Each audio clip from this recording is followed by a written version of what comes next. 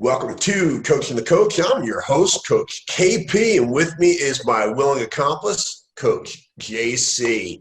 Hey, how you we're doing, gonna have man? I'm doing awesome, man. We're gonna have a great show. He's a dear friend of mine. He's that guy who you never would realize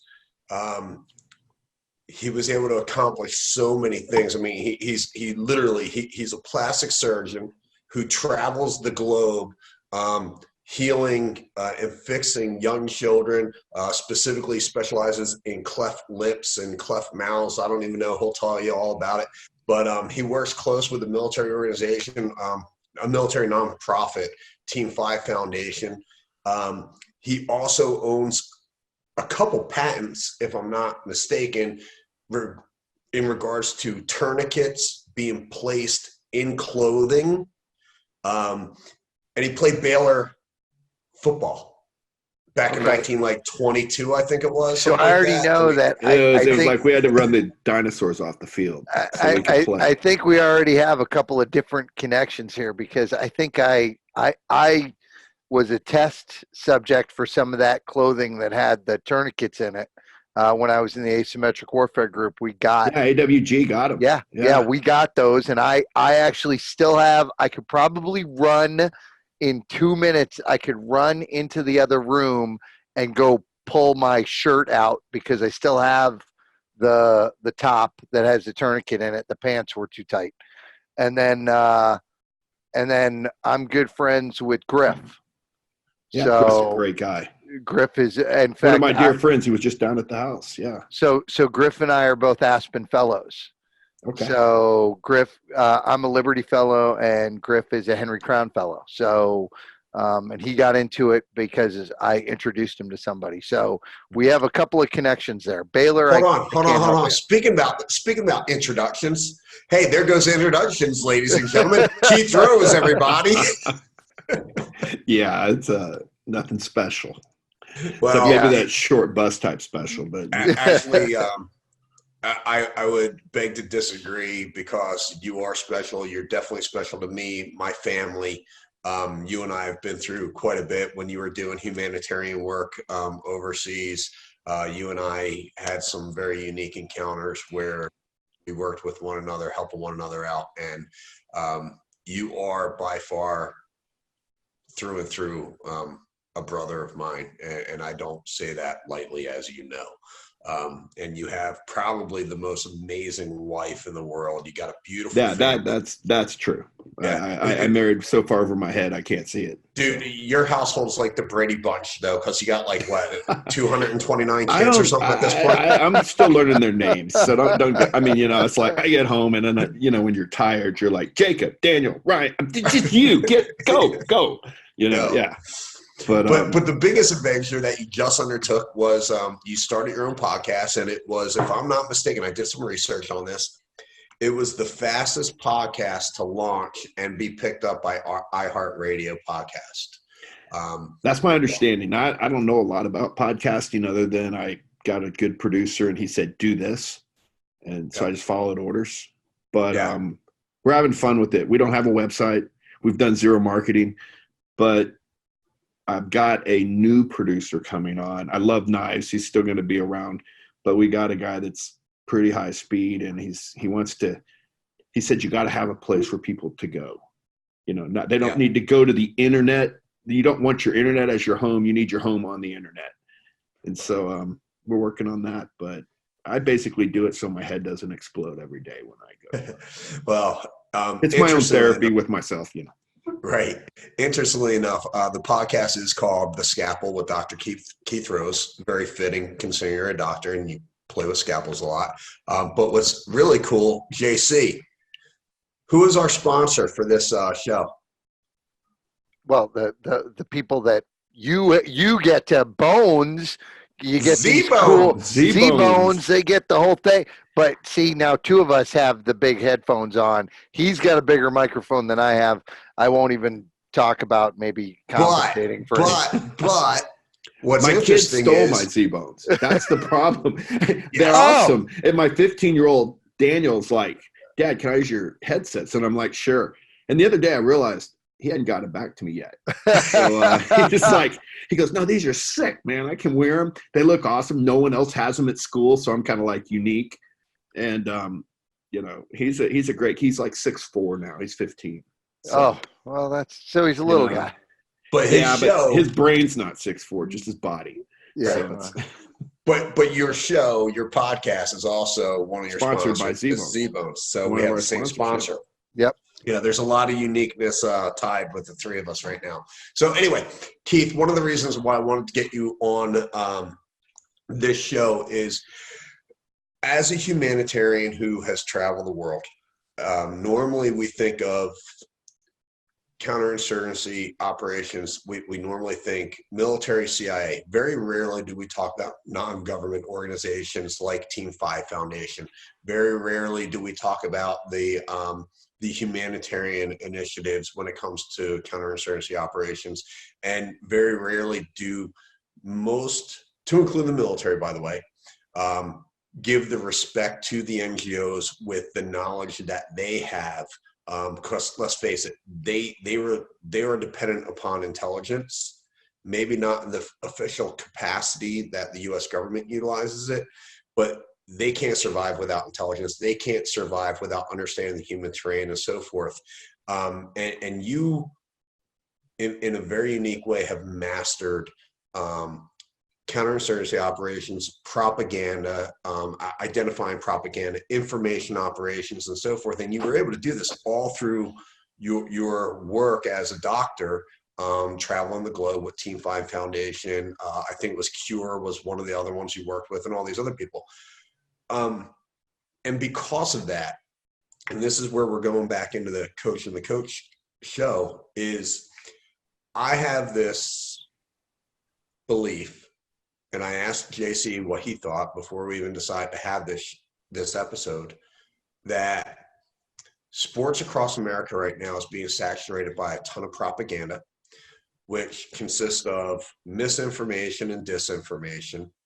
And to a degree, I believe there is an intent behind that propaganda, and that intent is an attempt to cripple male-dominated sports where there's more inclusion with females and males, which, hey, whatever, but also to help economically promote one sport over another. And we're going to get into details with that. But before you say anything, I want JC, because he's the one that said, you know what, I have thought about this.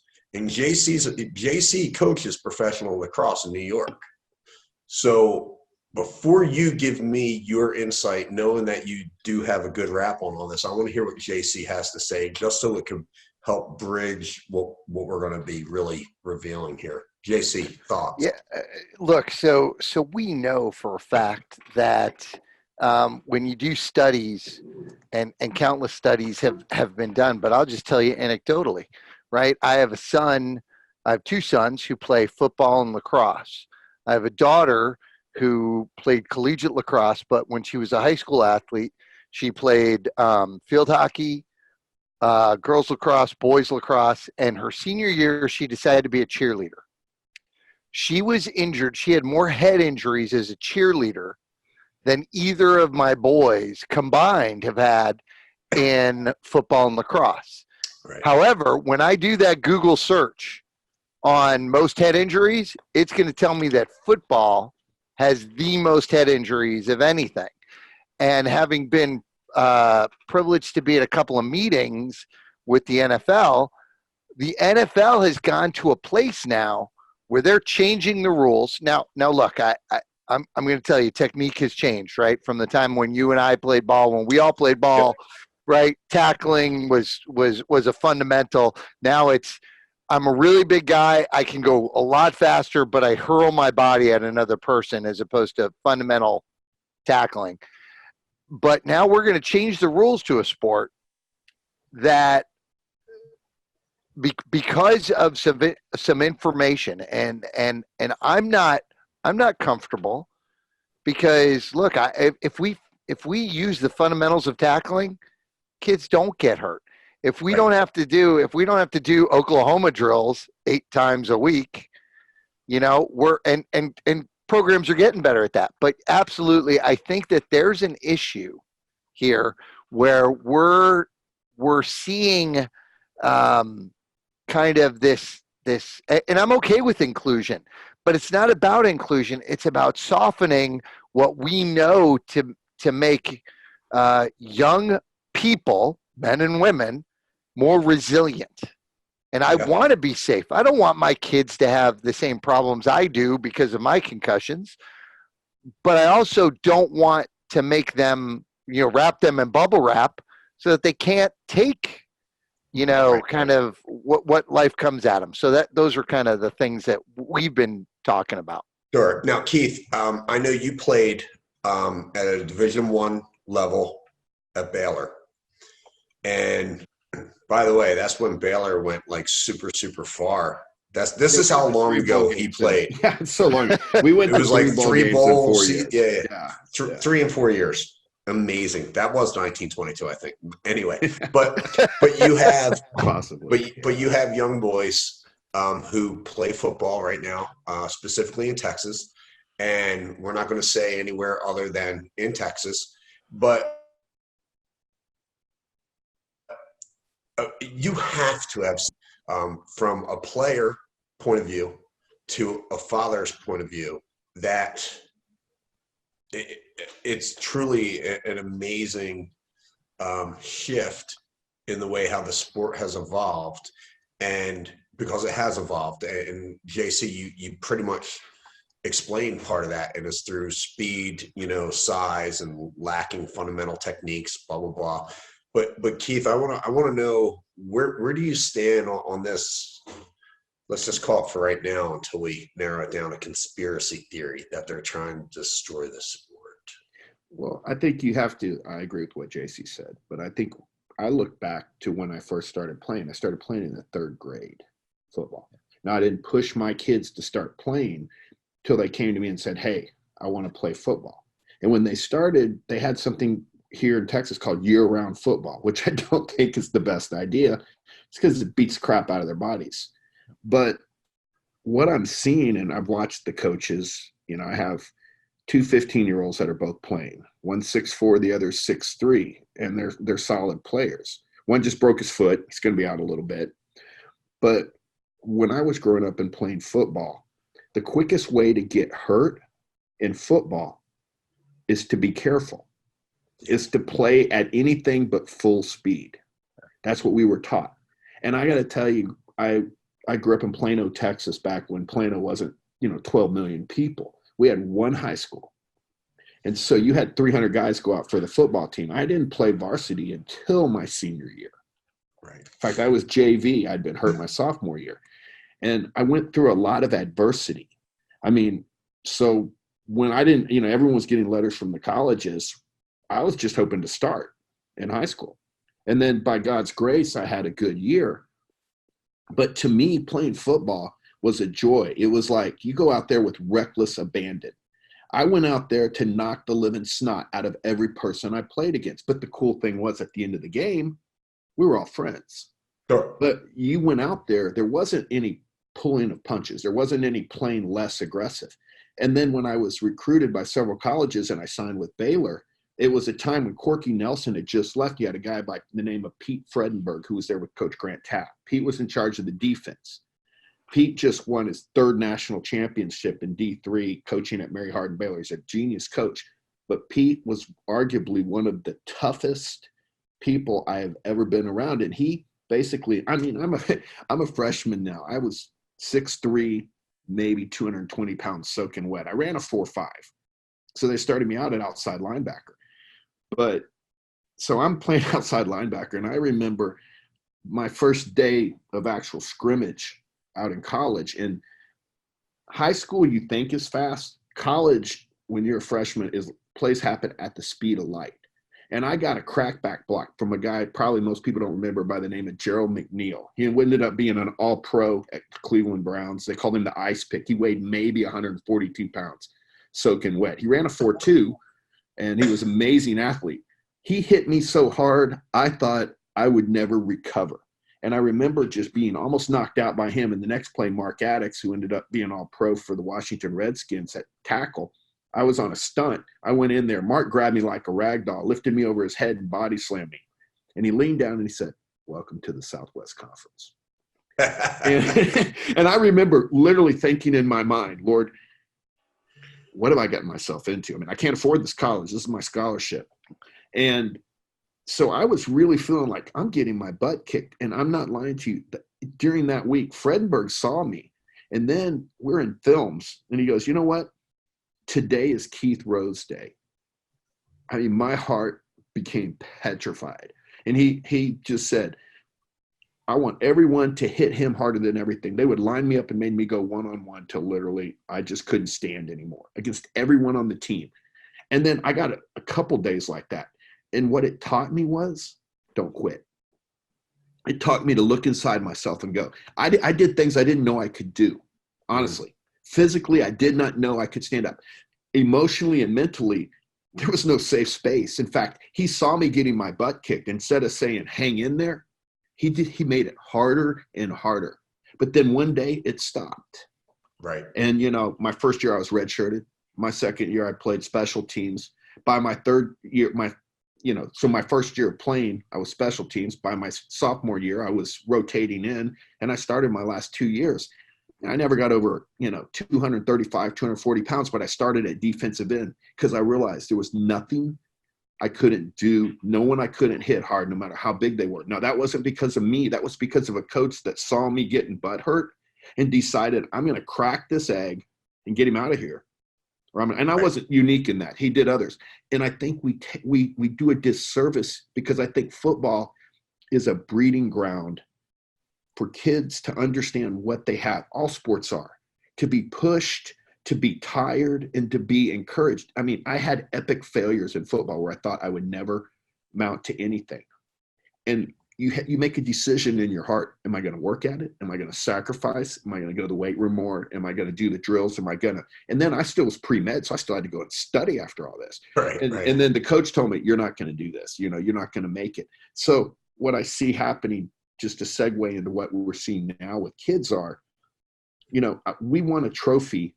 When I played Pee Wee football in 6th grade, we played our last game in the snow. We were undefeated, and we got beaten by a kid who had a running back that looked like he shaved, And so we got a 2nd place trophy. That's the only trophy I got ever in football.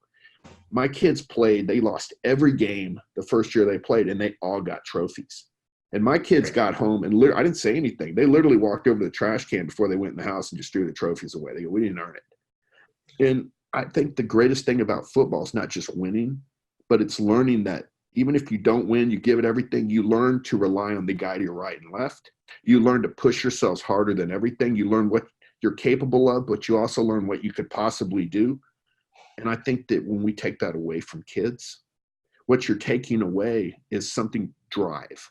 And you're telling them, you're making everyone the same. The guy that sits on his butt drinking Kool-Aid got the same trophy that my kids did that were just working their butts off. And I think that that's detrimental.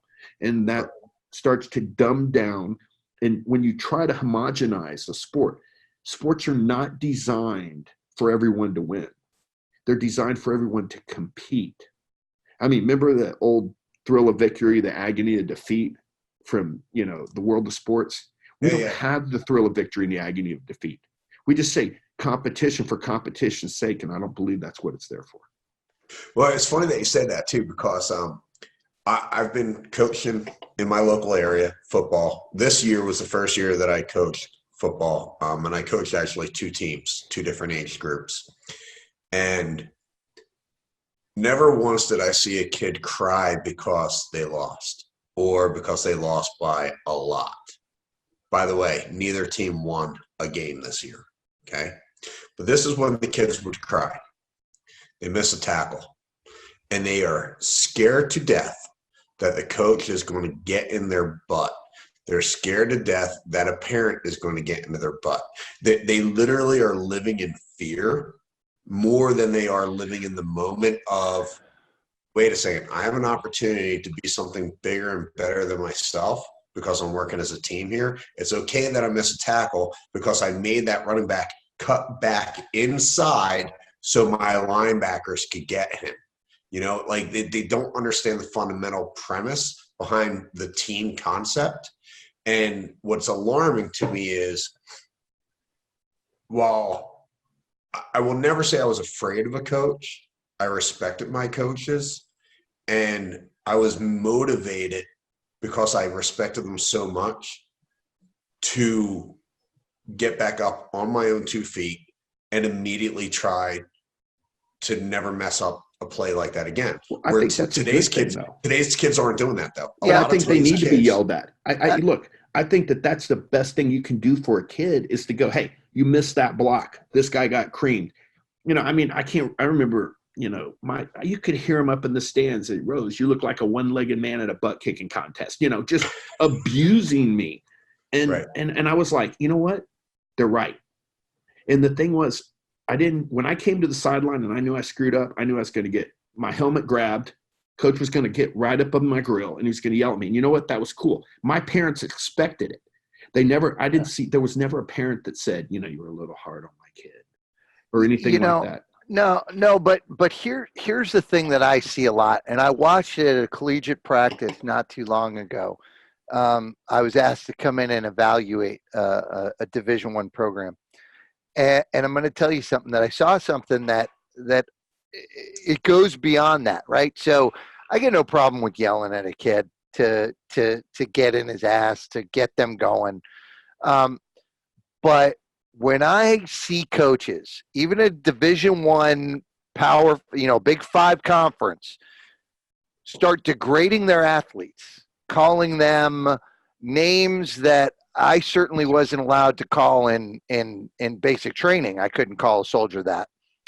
And they're saying these things to these young men. And I'm trying to figure out, how does that making them any better?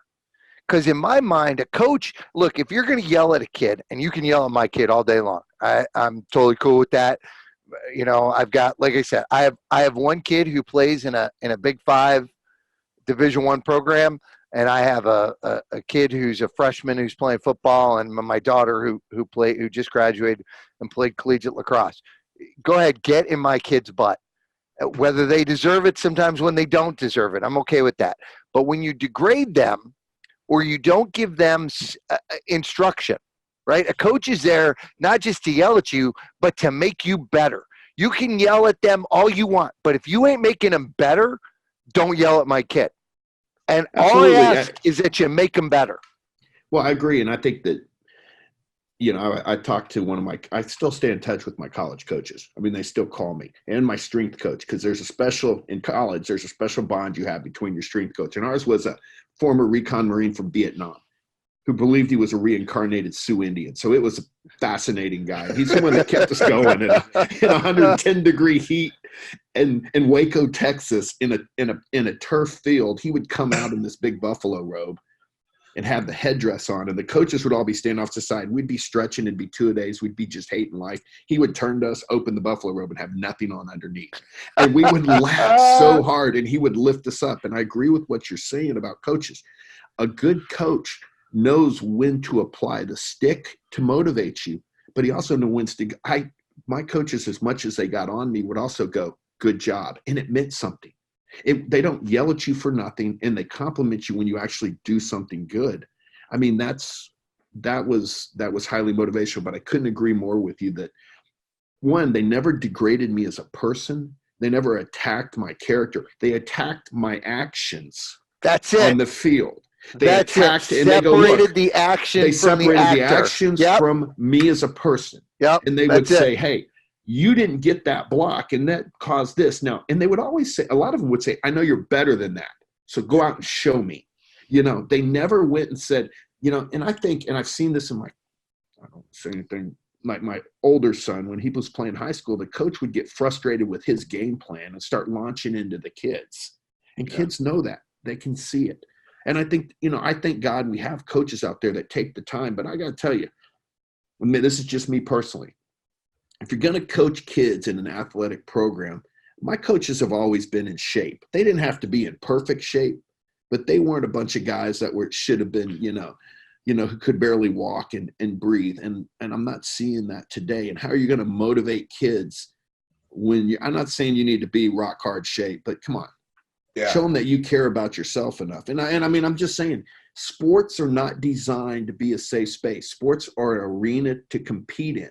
You're going to have a winner, you're going to have a loser, and a good coach will teach you whether you win or lose. They're not going to degrade you as a person. They're going to lift you up based on your abilities. And some good coaches look at you and go, hey, man, this is not for you. Yeah. And some of those kids stayed. Even the guys that we called the scrubs, the nugs that were on they go, I know I'm never going to play, but I still want to be here, part of the team. And I had tons of respect for those guys. We loved those guys, and they gave it their all every practice. So, and the coaches loved them too. But what I see today in sports is we are trying to emasculate across the board in society to take, the dominant role. I mean, look, football is about dominating the other team. Lacrosse, same way. It's not, I know we have concussions, but no one really talked about that when I was playing. I mean, you just played, you got your quote bell rung, you got stingers. And I have my thoughts on all of that, but I think we overanalyze some of this stuff, and we get paralysis through so much analysis that people are more looking to have an injury. And when you go half speed, that's when you get hurt in football. Yeah. I mean, have good technique, but you can't slow it down. I got a question for you though, because you bring up an interesting point. Can you hold it real quick? Can you hold Absolutely. it real quick? Absolutely. Right. Yeah. Because the theme of this specific episode is about counterinsurgency and sports. Oh yeah, we're moving off of that. Yeah. We're moving pretty far. But I got something to say on that too. So no, but this is a perfect time to bring us back, because everything we're talking about right now, a lot of American adults are constantly being groomed via mainstream media, social media, and through amongst their peers about how we now are supposed to parent, how we are now supposed to raise our children, how you need to read this book about kitchen soup for parenting, or whatever the heck you want to call it. All right. So when you are coaching these young kids, no matter the sport, team sport, but when you're coaching them, now you're dealing with, in a very unique way, an insurgency, because you have parents that believe what everybody else told them about how you have to raise a kid, and about parenting, and about, hey, you can't talk to my kid this way. Hey, you have to be kind and gentle and hug him and love him and blah, blah, blah, blah, blah. And it's like, well, wait a second, hold on. As a coach, I have 3 entities that I'm responsible for. Number 1, my coaching staff, my players, and my fans on my side of the ball field. They're my 3 main key categories. And with those 3, I have an obligation not to ensure your kid has fun, because that's not what we're here for. We want to believe it's part of having fun, but the real goal behind what we're here for is to give them structure, to give them discipline, to understand teamwork, to teach them life skills. There's like a whole big collaborate of things in this bubble that we're here for as coaches. And yes, we want them to have fun, but that's a secondary, third effect. Sorry, but winning's great. Losing sucks. I don't care who you are. I have a 4-year-old kid on my little flag football team. I asked him, I said, do you guys like to win or do you like to lose? And this little kid raised his hand. He goes, Coach, I hate losing. I said, do you have fun when you lose? He goes, no, I hate it. Well, I don't want to be that guy, but maybe parents need to listen to that little 4-year-old boy and say to themselves, maybe he knows something that we no longer understand any longer, because we've been brainwashed with propaganda about raising our own kids. All right, so hold on, because this actually leads into my question. So that was Perfect. A great setup for this question, because I was, it's so stupid. Sometimes I have these stupid like Twitter feuds, and I could be feuding with somebody who's like wearing a tinfoil hat. So I'm not really sure why I bother, responding to any of this stuff. But one of the things I was talking about is how you should coach in competition. And they said competition is the nature of sport. It's about beating the other person. And I looked at, as I do a lot of stuff, I looked at at what the Greeks did, and I looked at the Latin term, what does competition, where did that come from? And it's from com and pate, which is, to seek a higher standard. Okay. It's about competing not against anybody but yourself. That is what competition means. That is what the Greeks had felt is it's about being your best self, regardless of who the opponent is, which is certainly the world that we've lived in the military and special operations. And I'd like your thoughts on, and I tell parents that when I coach at the highest levels, and I do clinics for the lower kids, I say, look, I don't care. I got it. You don't care about beating the other team or winning, but I care that your kid is the best version they can be. And to do that, you got to create friction, right? You got to create hardness. So I'm curious, what are your thoughts and how do you compete? So that was my technique to bring in this idea of, look, it's not about beating the other guy. That's not flying in today's society. It's about being your best self, which does go back to the root. So I'm curious, what do you think about that? It's a broad concept when you're going across age groups.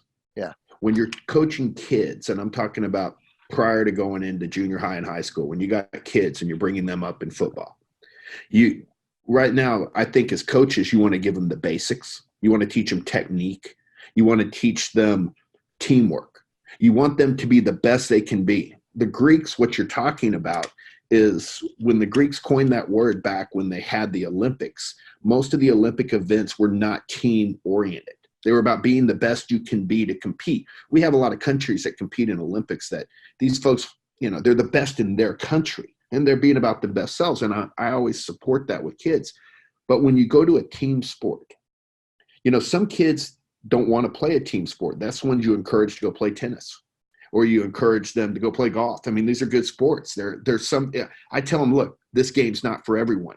Because as a coach, you go to 100,000 foot view and you can see what's the motivation of the kids here. Is it because his parents decided that they want them here and their heart's not in it? So I think you have to kind of read who you're dealing with and get the most out of each one of these kids while giving the most to them as far as from your experience. And then you work on making them better or making them the better version of themselves. Once you get into junior high, high school, and I know college, jobs depend on winning. And they have to learn, especially when I'm just going to do it in football. Football's not an individual sport. I mean, sometimes you got to sacrifice yourself so the other guy can go in and clean the clock of the other guy. So you want them working together and you want the best guys that you can get on the field. And, sometimes I tell my kids, they're playing junior high now. They really just played a couple of years of football. I say, one of them's on the A team, one of them's on the B team.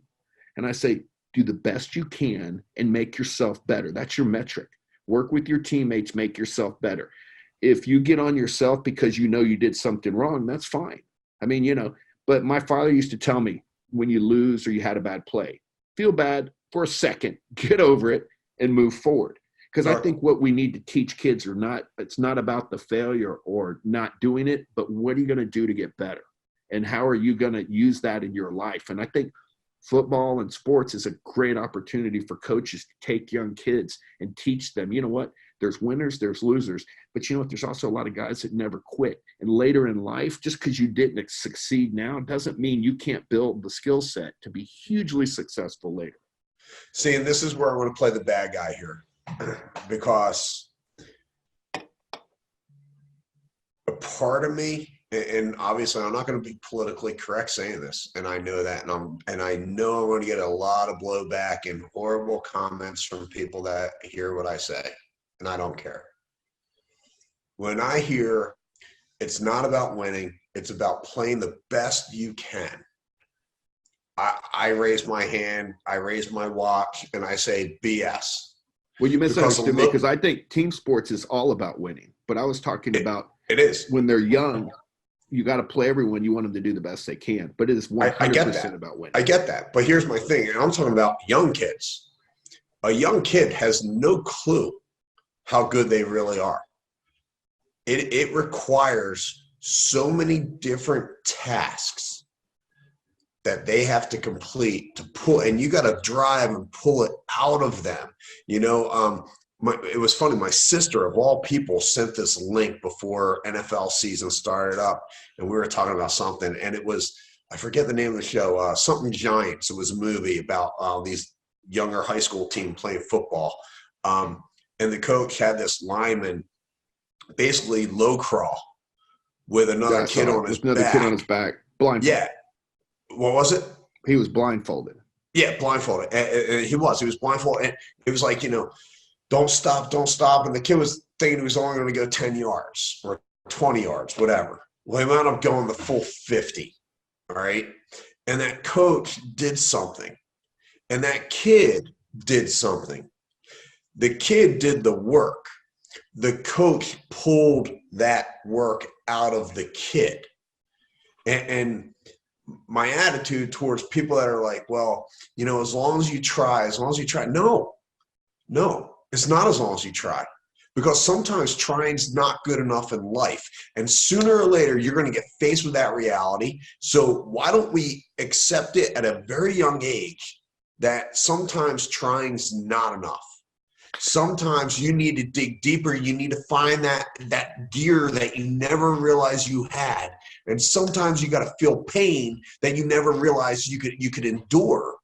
And to me, in today's society, and of course, this is showing my age, how I was brought up with sports, but a part of that old school coaching mentality, as a young father with a kid in sport who I do coach, a part of me, I still embrace that. And I have a real hard time somebody telling me that that's the wrong approach, because I think that all that's doing is castrating our kids. I don't think it's the wrong approach. I think that as coaches, you have different approaches. Different coaches do what works for them. I coached twice my kids in Pee Wee football because I was definitely not the politically correct coach.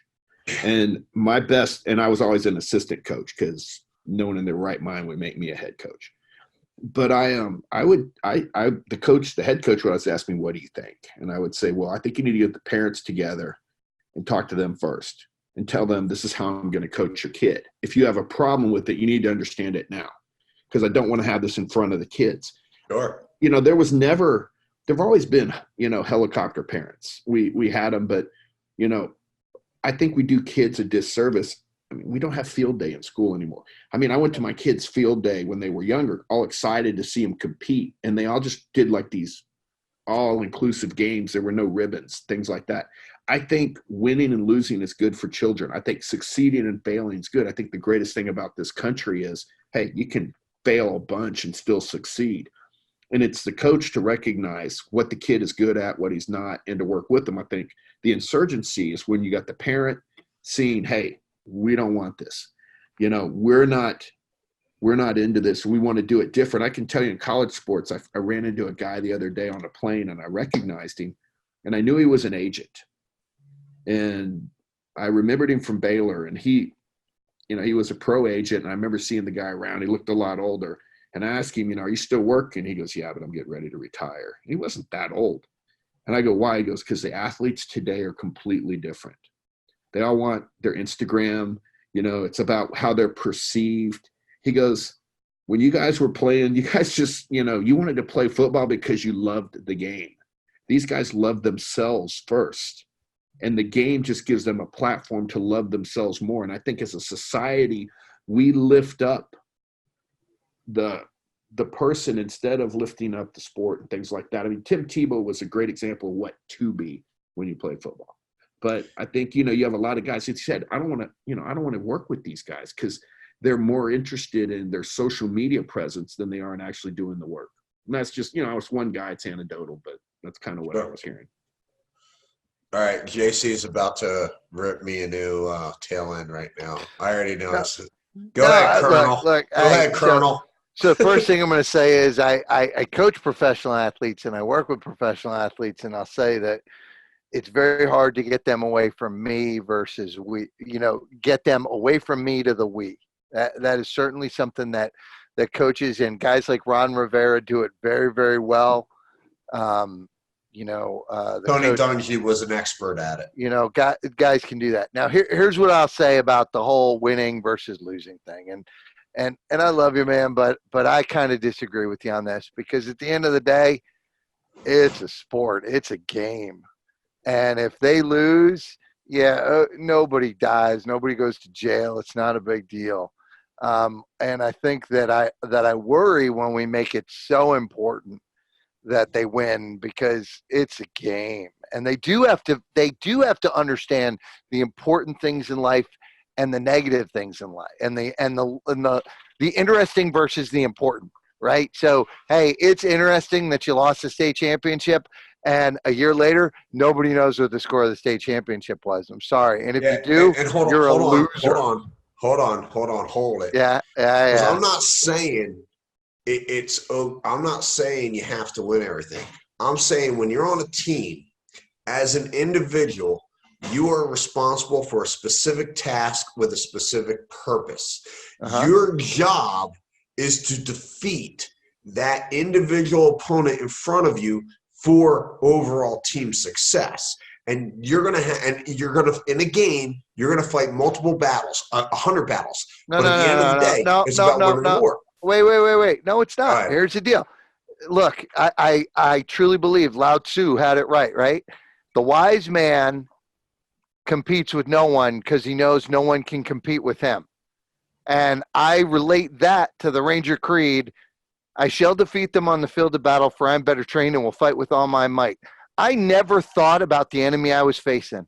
I knew I was going to kick the crap out of them. I never ever considered I need to be better than the person. It was never even a question in my mind. The question in my mind is, am I the best ranger that I can possibly be? Because it's already a foregone conclusion. It doesn't matter who you put on the other side of me. I'm going to whoop their butt.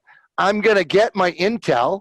And know, hey, just like my game plan, I'm going to get my game plan. I'm going to know what their tendencies are. I'm going to know all that. I'm going to plan against the most probable course of action. I'm going to prepare for the most dangerous course of action. And you know what? But it doesn't matter. At the end of the day, when I hit the ground, it doesn't matter. Because, again, I think Lao Tzu, he just had it right. That if I'm not worried about competing with that guy, I've already beaten that guy. And I think what we've done, and I see it all the time.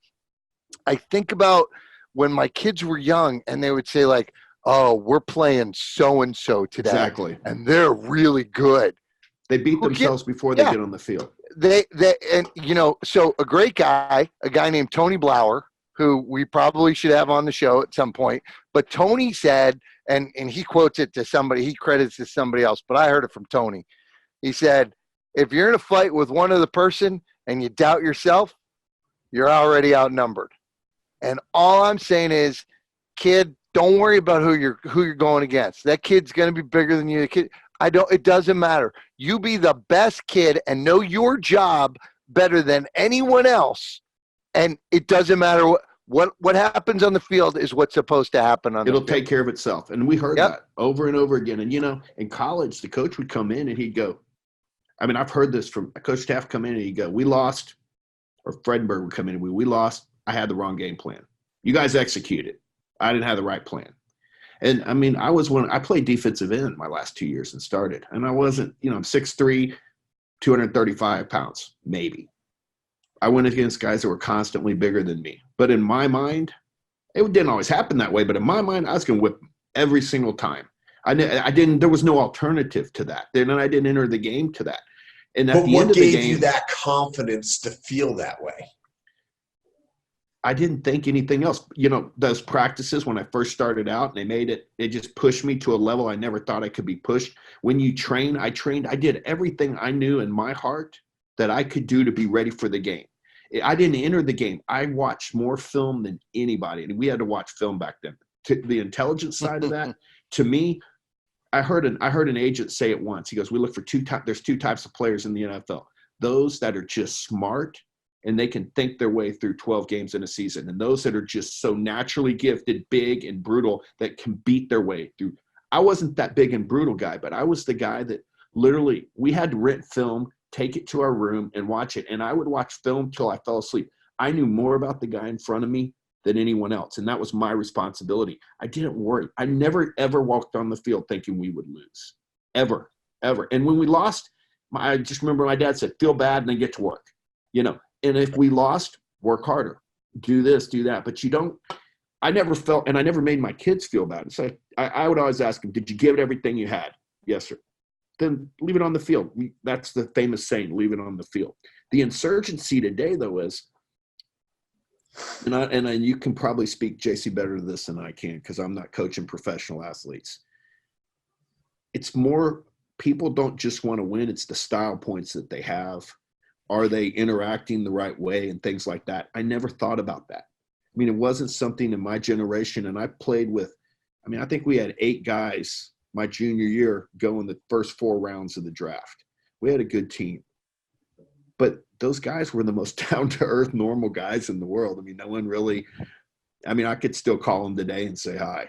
You know, none of us took ourselves that seriously. And I think it comes back to a society that is trying to get people away from your core values of, you know, to me, my core values are God, you know, family, country. I mean, those are my values. When I was overseas, the guys I worked with, the guy on my right, the guy on my left, those are my brothers. They'll always be my brothers. But I don't think, you know, anyone ever goes into any situation, whether it's sports, whether it's into a contact situation, that you're thinking, man, I hope I win. You're going in knowing, I mean, it's just something that you hardwire. And in today's society, the insurgency is, it's okay if you lose. It's okay to feel bad about yourself. It's okay. And I think the biggest thing that creeps inside and destroys a young man or woman in sports is self-pity. It's feeling sorry for yourself. It's that victim status. It's saying, you know, it's okay. Not for us to go, it's okay, but for them to bind in, well, I had this, well, I had that. I agree. Do the best you can for yourself and don't feel sorry for yourself, because self-pity has brought down some of the greatest people in the world, professional athletes that become a victim. And when, you know, you don't have to be that way. I don't like to work overseas with guys that had self-pity because it's a cancer, and it's a cancer that grows. And I think Absolutely. That's part of the insurgency. And I think that's what mainstream media tells us, is that you're a victim, or you're a man or a woman of color, or you're a disparaged against group, or whatever. I just, you know, I like to identify, you know, a team, you identify as part of the team. It's in the country, you're Americans. That's where that ends right there. But within every insurgency, there are enablers. You talk about the individual self-pity. There are young kids right now that are doing the self-pity dance. They're being enabled to be that way. Yet as a coach, I got to counter that. So what are the recommendations? I'm going to throw those over to JC, because, like, you know, I'm coaching little kids right now, and they do the self-pity dance on the sideline. I mean, in the huddle, they're crying. And it's like, where did this come from? Nobody hollered at you? I mean, guys, I'm going to tell you right now, one of the last games that I coached this season, I'm not kidding, I was on my knees in the huddle, and I'm holding this little boy's waist, and I'm looking at him like, buddy, I didn't yell at you. I didn't raise my voice at you. But you're crying right now. And I don't know what's going on. I don't know what's going on in your head. But if we don't talk right here, right now, we got 10 seconds to get it out. I'm not going to figure it out. Why are you crying? And he looks at me, he's like, because I missed the play. I'm like, dude, so what? Get back on your feet. We got another play. They're about to hike the ball. Get in there. And he's like, I can't do it. Well, why not? Well, I don't know. Somebody groomed that little boy to react that way. Well, they're called parents, or lack of parenting. There you go. But they're the same people that are going to bitch and complain to a coach that they're trying to get this kid to snap out of that self-pity state. But you can't legislate morality any more than you can legislate courage in a football huddle. What you can do, I like what JC said, is, did you give it everything you had? Yeah. Hey, just keep doing it. I'm proud of you. And then you have to do consistency over time builds trust. It's not something that comes out straight. With my kids, I mean, I remember one time I spanked one of my kids because he needed to be spanked. I mean, it was like 3rd or 4th grade. I don't know, somehow the teacher found out about it. And so I'm pulling up to pick up my kids in the line, and I had just gotten back from overseas, and I probably smelled bad. And I was pretty hairy, and I'm pulling up in line, and the teacher walks out with my son, and she said, you know, Ryan told me something that I know didn't happen. And I looked at her, and she goes, Ryan said that you spanked him last night. And I said, well, ma'am, that's not entirely true. I whipped his little ass. I mean, he lied to me. He did something 3 times that I told him not to do. And so I took my belt off. I sat him down. I explained to him, son, I'm going to spank you on your ass because you're not going to do this and lie. And he stood there, and I spanked him. And you know what? He doesn't do it anymore. You know, my dad spanked me. It's okay. I think as a society, we quit apologizing for being normal, for being who we are. Now, I'm not saying I had to smack him around, and I didn't back down from this teacher and go, oh no, I'll never do that again. I just looked at her, and I wasn't disrespectful. I said, ma'am, I'm raising my child so that if I spank him now, the police won't spank him when he's older. And she just looked at me, and she got real quiet. She goes, I wish more parents would do that and make my job easier. I think we have fear in society that we are afraid that what other people, I told you about, I just got back from New York where I did my podcast a few months ago, walking the street, talking to just everyday folks. And what you're hearing on the media isn't exactly what everyone thinks. It's hardwired into our DNA. That's why we have a great military. If everyone was like what the media said, we wouldn't have Rangers. We wouldn't have the people that we do in the military. We wouldn't have certain folks. We just have to be ourselves. And I think as a coach early on, and JC probably knows a whole lot more about this than me, I think you just meet with the parents, you look them in the eye, and it's not a confrontational thing. It's like, this is my style. This is what I do. I want to develop the best I can for your son and what he can do. And I appreciate you entrusting me with that. Are you going to have parents that get upset? Yeah, sure you are. But, you know, ding the gong, let the blood hurt begin. I mean, you have a responsibility to those kids.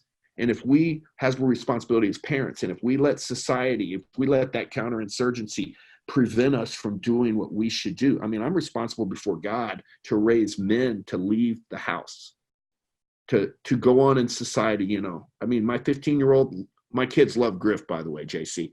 Yeah, who doesn't? They got stuck at the airport. This is what a brother does. They're coming up to Montana. We were up there, and they were flying up to visit us. And when they flew up, they got stuck in Seattle. And the plane something happened to the plane. And literally, they're going to be in the airport. They couldn't leave. They were underage, 16 hours. And all they could do is use the bathroom and the water fountain. I hadn't talked to Griff in a year and a half. I called Griff. I said, Griff, my kids are stuck at the airport. And he goes, I'm already getting in the car. He drove out there, picked up my kids, took them home.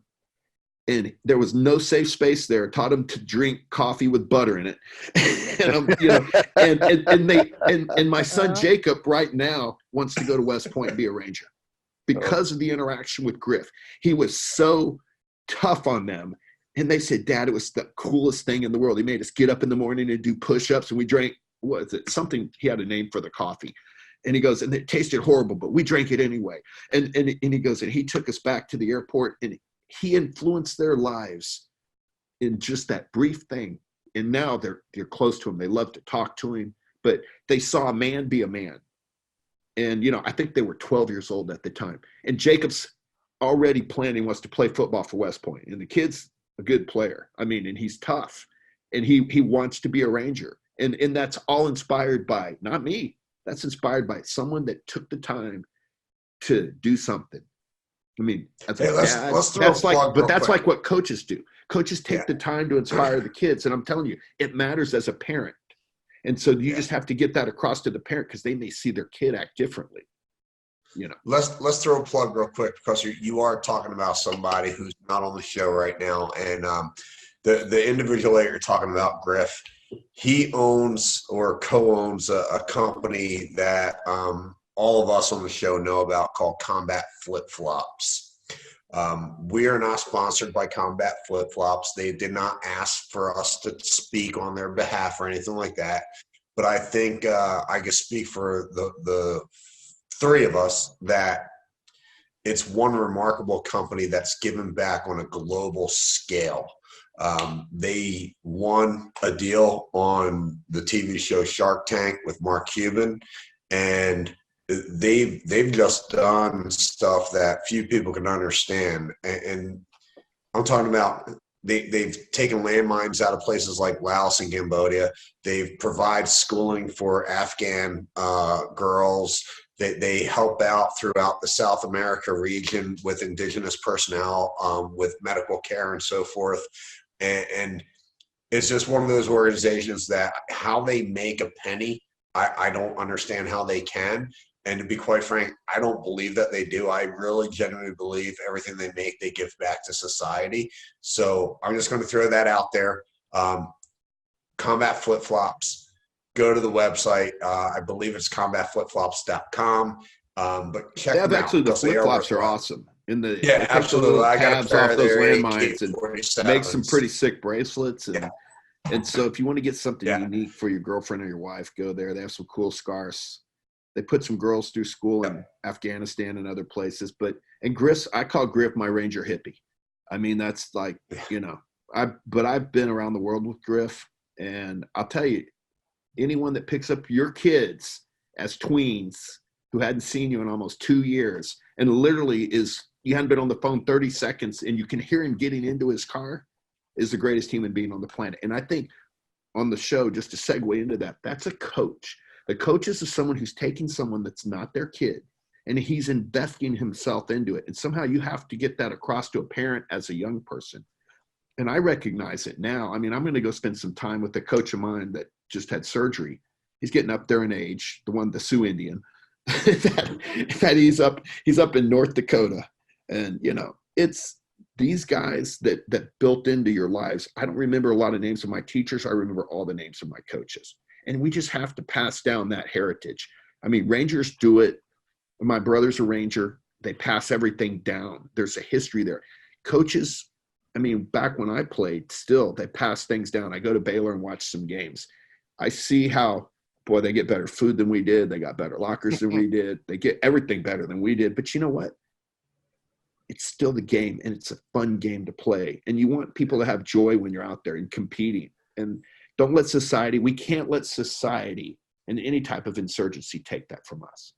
So, and especially our kids. I think you're right. And this is what I tell this to my professional athletes, but I always tell it to young men.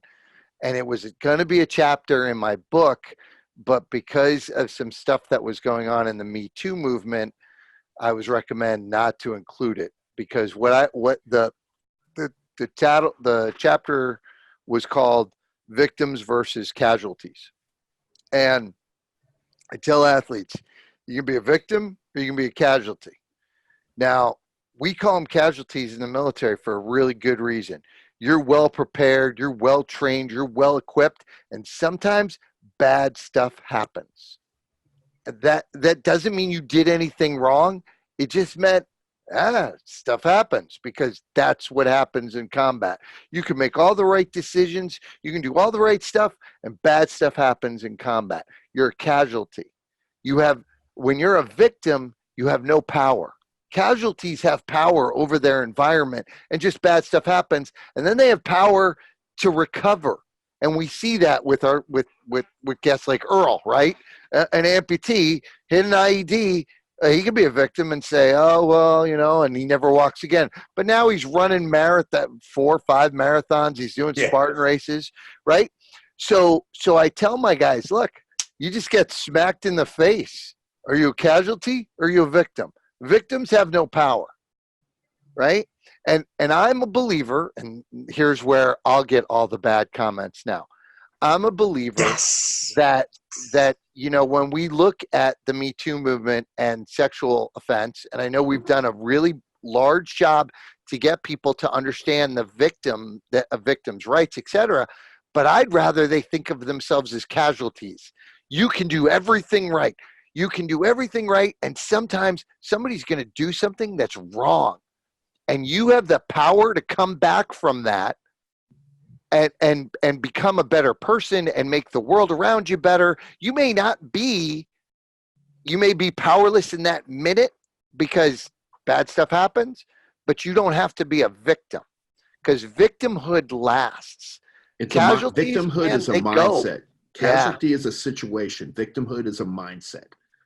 I mean, you don't have to be a victim. You may be a casualty, but to be a victim is something you have to come into agreement with. And I think that's brilliant what you said. I think just refuse to be a victim. And just so you know, I've been texting. I let Griff know that we were talking about him on the podcast, and I just texted him. I said, "Dude, you are the man. So many of us love you." So I'm glad that we were able to talk about him and this, and I'm so glad. And hopefully, I'll tell you what I'd like to do is I'd like to go with you and Griff on one of these trips and take care of people, because I think that's an important thing that it's a lot of fun. And again, you find the victim versus the casualty. I think what that is, and then I take my kids on some things, not with Team 5 obviously, but I've taken them some places because I wanted them to understand what the difference is, how we don't have poverty in our country. The only thing we have in our country poverty-wise is a poverty of ideas. We don't have actual poverty. I've worked in the slums in Cairo. I've been in the IDP camps in Iraq, Afghanistan. I worked Pakistan. And the irony is I had a gentleman who's a plastic surgeon from Pakistan visit me for 3 weeks. He just left about 2 weeks ago.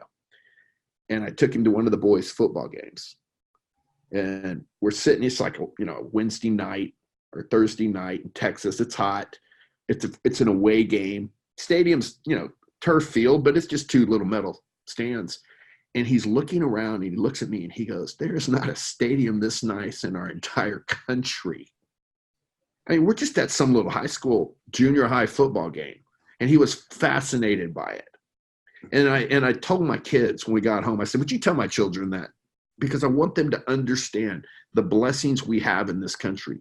And we don't have to be a country of victims. I talked on my podcast, I did a whole podcast on being a victim, because that's the insurgency, is to create what I call learned helplessness, to where people feel like it's encoded in their DNA that they have nothing to rely on. And that's the insurgency. So let's rely on government. Let's rely on someone else to tell us what to do. And I think sports and football, lacrosse, and all the team sports is the number one deterrent against learned helplessness, because it teaches you that you can do more than you thought you can. And that's why I'm very passionate about talking about something. I love it. And I just jotted down learned helplessness. I'm going to start spreading your message, because I think you're spot on. I think that's it. JC, I'm telling you right now, man, you're going to start, JC, you're going to start becoming one of his biggest podcast subscribers on iHeart and Amazon or Apple's iTunes. I have no idea what I'm doing, JC, when I do it, but he pulls stuff like this out of his tail end all the time. It's like, I know Keith. Like, yeah, he's a doctor and he's supposed to be super smart and all, but I know him personally. He's not this smart. Where's this coming from? Who's his editor? It's God's grace. Hey, look, I had the guy I did residency, one of my guys in my plastic surgery residency who's been listening to it. He's a popular guy in Dallas. He called me and he goes, "Who's writing your stuff?" And I just talk. And he goes, "I know you. You're not that smart." And I was like, "I know, I'm not." God is just that cool that he just kind of, you open your mouth. But we all have, look, I tell my kids this, everybody has a story. Yeah. The learned helplessness, and this is kind of raw, but I think it's apropos. My daughter graduated from an Ivy League school. I call her my daughter. My wife and I, second marriages, 4 kids each. We married when they were young. Both had custody of our kids, right? So we have 8. We got the final 4 or 5 at the house now. I don't remember how many we have. But we just got a house up in Montana. We fly up there. My daughter's graduated from an Ivy League school. We take her up there. And I'm doing the podcast on the back porch of our house, looking at the mountains. And I walk in her bedroom just to bring her coffee and say, "Morning, baby," try to talk to her. And she was distraught. And I go, "What's wrong?" And she goes, "I'm a woman of color. You don't know how hard my life has been." And I mean, she actually verbalized that to me, and I'm looking at her like, "What? That?" I changed my whole podcast right there, and I looked at her and I go, "Baby, you just graduated from an Ivy League school. You have zero debt. You're very smart. You just flew up on a private jet to a nice house. I'm bringing you your coffee. You're looking at the mountains." And my name's Dr. Keith Rose. Did No, you forget this? I just said, I don't understand how you're a victim. And she literally was enraged and started crying. And she goes, "You don't know how hard it is for a woman of color." Because my wife's from Mexico. Yeah. And I looked at her and I go, "You're an American. You're not a victim." But it made me think. It's the indoctrination you're seeing in colleges today. And it also bleeds into the football. I know guys that I played with that no one ever talked about color, man. No one cared. It's like the military and athletes. Yeah. No one cared what you were. You'd be a salamander, a unicorn, whatever. But nowadays, I talk to coaches and they're saying it's a big problem. It's like they're trying to institutionalize special interest so that people can, get everyone at each other's throats. And I think sports and coaches have a responsibility. The one thing about sports, everyone's equal on the field, man. You're just another guy, and in the military too. When it hits the fan, you're just a guy doing what you're trained to do, period. And I just pray, and unfortunately, I just spent the last weekend flying my daughter down to rehab in Mexico because she believes she's a victim so much. And thank God I have a wife that just said, "You know what? I mean, she went and lived somewhere else. She wasn't with us, made some bad choices." And then she calls us, and my wife's like, "I'll help you. You're going to help yourself, but you're not going to go to some nice place here in the United States." So we flew her down to Mexico, and she can't get away. So I pray she gets the help she needs. But that's what we're seeing today.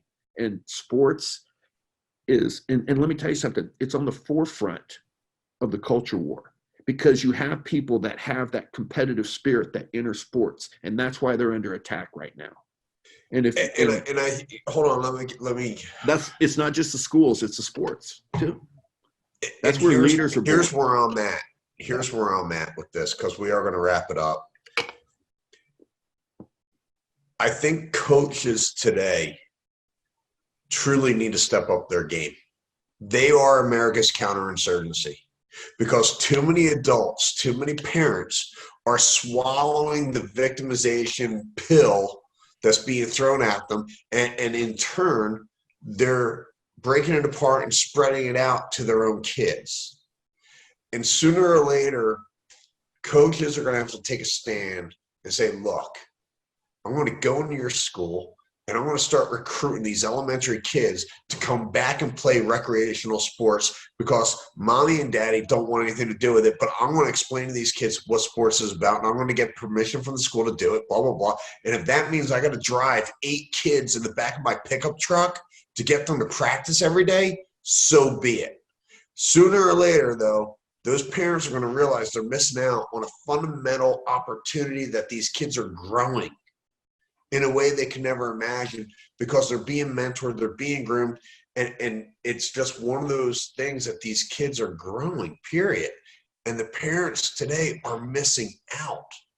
I mean, they're not there, a lot of these parents. They're giving them, they're working 2 jobs so they can provide electronics so kids can be preoccupied with crap. Well, you know what? I want my kid to be preoccupied with a coach who's going to help shape, mentor, and mold versus Fortnite, And really, to close it up, you guys know me well enough. I work in Hollywood, all right? I act. A lot of the crap said tonight was to keep the conversation going because it is called Coaching the Coach. And I am the coach that needs to be coached by key guests that we bring on, like Dr. Keith Rose and my co-host, JC Glick. This is about a conversation that I guarantee you there's a coach out there that says, "You know what? Screw those guys. Kerry Patton's right. We need to be hard. It's all about winning, and forget all that whole hey, we got to just coddle to them and make sure that, it's all about how good they could do type attitude versus no, screw that, is winning.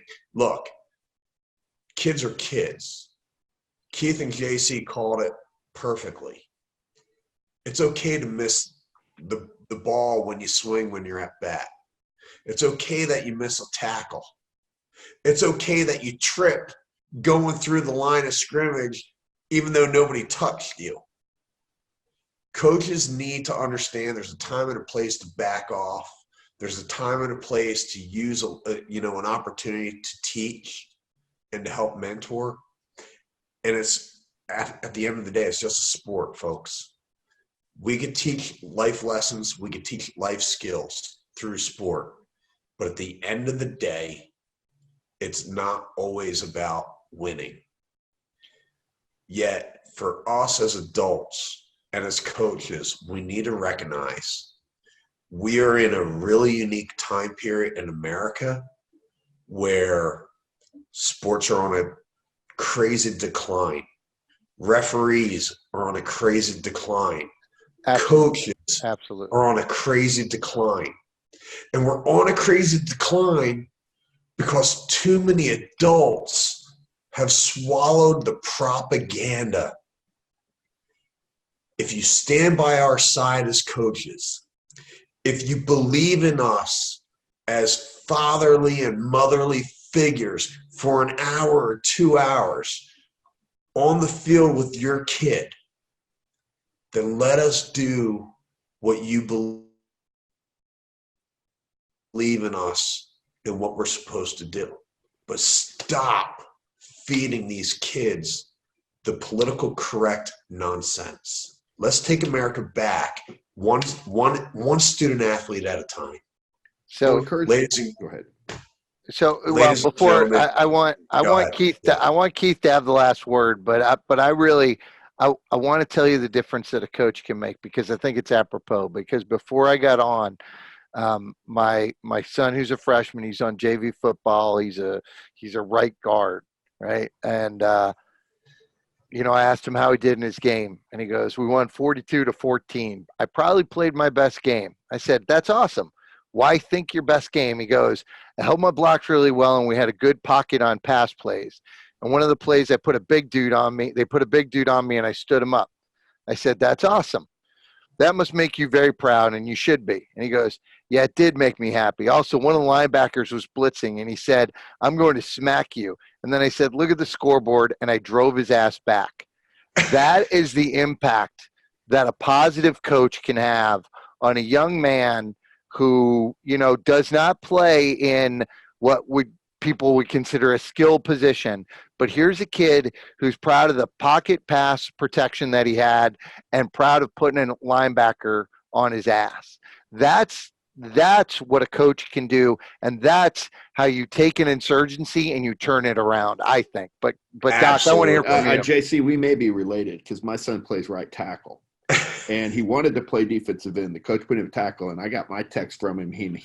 Did you win? Yes. How'd you do? I got 4 pancakes, Dad, and blocking. And he was so excited about blocking. And at the beginning of the season, he didn't want to play it, but he wanted to give it everything he had. And the encouragement to the coaches is this: guys, you're planting seeds. You are really creating the next generation of leaders. You may not see it. You may not see the fruit but I will tell you, I remember Coach Franklin in 7th grade. I remember Coach Thomas in 10th grade. I remember Coach Fred. I remember Coach Taff. I remember all my coaches, Coach Goodman. All these guys had an impact in my life. Coach Bob Fix, to this day. I mean, when Pete Fredenberg made it my day and was literally the worst days of my life, there were times later in my life that I was in situations and that I knew I'm going to make it through, because I'm not going to quit. And so the seeds that they're planting, they may not see it. They may not even think their parents see it, but they have the biggest influence on these young men's lives.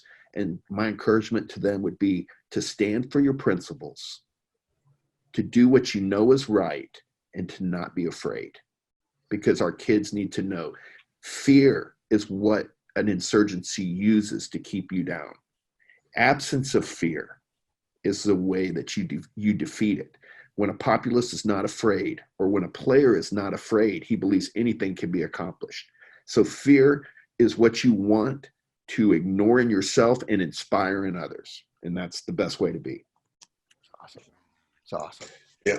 I'm not even going to give closing remarks. How do you after that? I mean, it's just like, okay, yeah, what he said. No, I mean, Hey, this is funny. hey, My boy just texted me. KC, He has came tonight. KC, this is why he's on iHeart Radio and we're not. Yeah, right? well, it's clear. No, because iHeart Radio is hard up for podcasts. I think about many people's airport radar listen or something, but whatever. But on a serious note, man, we are out of time, and Keith, I love you. You truly are a brother of mine, and your wisdom, your tenacity, your willingness to open your heart to others is just it is the example in my book. It really is. And I know you have your own podcast. It's the Scalpel with Dr. Keith Rose. We'll put that up on our link as well when we do the description. I know you're very closely affiliated with Team 5 Foundation, so we'll put up a link. We want people to donate if they can to help out the cause with what Team 5 is involved. If you don't mind me, actually, Shadow Warriors is something I'd like people to recognize Absolutely. Too. It's Smart Guys Foundation. Yes, and it recognizes those guys from the IC, from the intelligence community, that a lot of guys from AWG and a lot of former Rangers that worked in there that do the jobs no one wants to do, and that takes care of their families. And that's honestly, it's the guys that serve, and not everyone knows who they are. And I will tell you, most of the guys that I've met overseas all played football. They were all coached. Honestly, I mean, and I know you're really close with Mark, and I know a little bit about Mark, where I know he does have a sport background. He's got a football background. I know he was a law enforcement officer, and then people always think, you're in the military or you contract, and then you go into law enforcement. What they really rarely understand is a lot of law enforcement go into the dark world once they are already law enforcement, not reverse.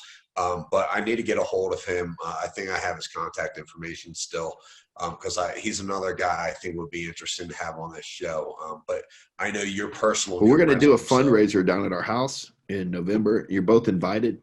Come on down and hang out. We could do this live. And totally. We have good Mexican food because my wife is a vicious.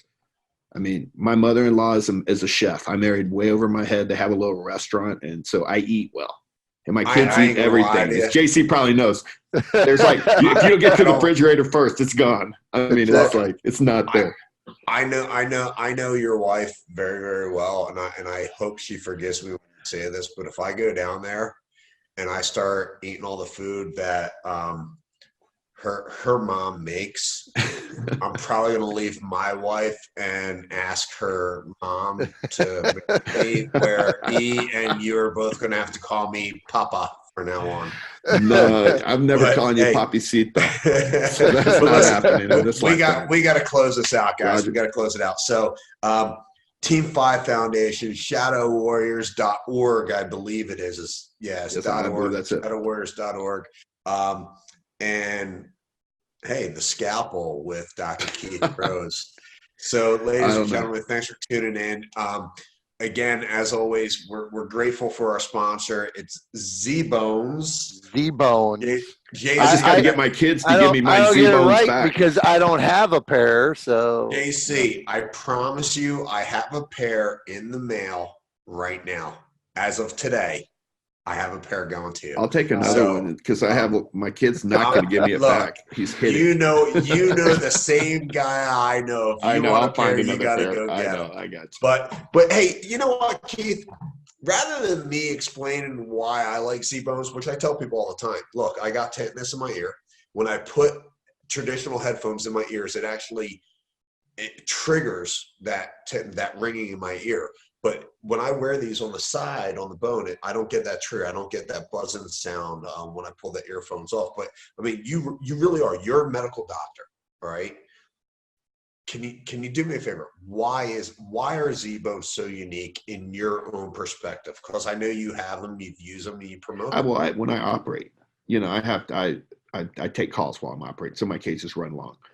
And so I need to wear wireless. If you put something in your ear, inevitably I'm moving my head around, looking, things like that's going to fall out. Even if it's on something. Z-Bones, I can put them on, put my scrub hat on, they're there. And, outside of that, I like go to the range and I can put my ear pro on and I can still hear and talk. And that's actually pretty cool because it doesn't keep my ear pro from working. And at the same time, it's just, you got to get used to having that sound in the middle of your head because it's not coming in. And anyone that's worn a lot of ear mics know, I mean, it sounds really silly and it's not cool, but it packs wax in your ear. So eventually you're having trouble hearing, your AirPods or whatever you normally use are caking up. And then you realize you got to, clean your ears out. So they're cool and they don't fall off. You can wear a hat with them. You can't see yours. I mean, I'm wearing these big Mickey Mouse ears. And I mean, you just look like, just like you're talking to idiot that I am. Yeah. No, but so they're actually, I mean, I said this when I was talking about it, they changed the way you hear the world because it's true. Because it's like it uses a vibration. And I've been told that, bone mics work really well for talking. I think some of us might have used them at one time or another. And, it's a pretty cool concept and they're not expensive. So when your kids steal your stuff, you might want to get a pair. Yeah. And I'm going to cut you off right there. Right. Because I don't want you using your promo code, because here at Coach and the Coach, we have our own promo code. Go to zbones.io/coach. Seriously, go try them out. Get yourself a pair. Again, it's zbones.io/coach. JC, as always, I love having you by my side, man. It's truly a pleasure, and it really is refreshing knowing that you're there. Dr. Keith Rose, you are, man, you are who you are, and I love you for it, man. So one of my new heroes. I'm Erica's husband. One of my new heroes, I can tell you that right JC, now. JC is an honor, man. It's a real honor to meet you. JC, you're not allowed to have him. He's mine. Hey, ladies and gentlemen, I hope you guys have a great day. Seize the day. That's what it's all about. Brought to you in part by the Second Mission Foundation.